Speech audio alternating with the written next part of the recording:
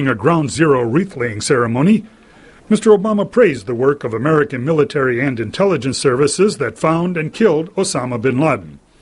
He also acknowledged the suffering of those who lost loved ones on 9/11. Obviously, we can't bring back the friends that were lost.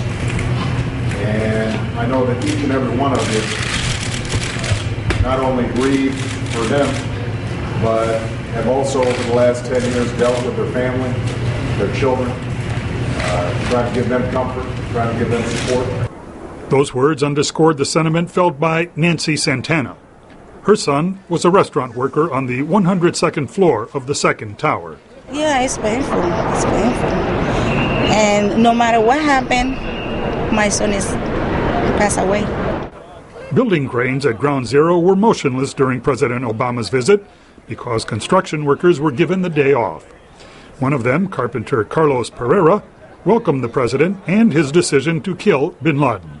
Even like here today, you see the crowd, everyone chanting and cheering USA, and I think that's part of the patriotism being back, where we haven't had them that spirit in a long time. Many in the crowd recognized the symbolism of Mr. Obama's visit. They also expressed doubts that bin Laden's death will end the terror threat to America. Hollywood Houghton, an actor and travel agent, came to the Ground Zero site in an Uncle Sam hat. It could probably go away, but it takes some time, because it's been going on for decades and decades and centuries. So that's a process. By killing bin Laden, that's a process. The Obama visit is seen by many New Yorkers as the culmination of a difficult decade in which bin Laden escaped justice.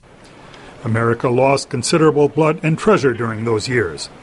Asked if it was worth it, one of the onlookers replied that history will be the judge.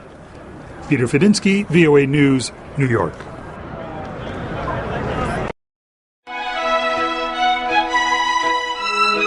Robert Walker, cartoonist and HIV activist. Making a difference in your world. Robert Walker is a cartoon artist. Like most superheroes, Walker's characters have special powers. This is like the first page of Arrows and another character, Slumber. One can see in the dark, one can lift over 300 tons, and another can come back from the dead.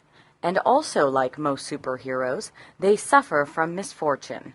Their misfortune is that they are all HIV positive. The reason why I became so much of an advocate for HIV and AIDS awareness is because I experienced it as a little kid, watching family members, like some family members, die. So Walker used his drawing talent to create Omen. It features 9 HIV-positive characters, men and women, homosexual, heterosexual, and transsexual, representing different races and socioeconomic backgrounds. They have all contracted the disease in a different way. Walker says he wants to fight the stigma of HIV. It's not a black disease, it's not a white disease, it's not a gay disease. It's a disease of humanity that lacks awareness. At Midtown Comics in Manhattan, co-owner Jerry Gladstone says many comics come with political, social, and educational messages. Comics tend to reflect the times, and starting with the early Superman comics, where he fought in World War II, and a year or two after that, Captain America is seen sort of slugging Hitler in the face on the cover of a comic book. It was not an easy start for Walker, who came to New York City from the southern U.S. state of Florida with only $15 in his pocket and a dream of becoming a comic artist. He visited the comic giant Marvel every day, hoping for a break. Finally, he got one. I said, the next person that gets off the elevator, I'm just going to drop my artwork in front of them. So the elevator opened, I was like, oops, but like I dropped everything and said, oh, let me help you. He said, oh, your stuff is nice. I was like, thanks. He was like, what would you come in to see me for? Let me see your stuff. And that's how I got in.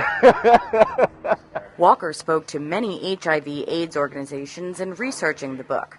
He says he wanted to make the scenarios realistic as well as factually accurate. Paige Cullick for VOA's Making a Difference in New York.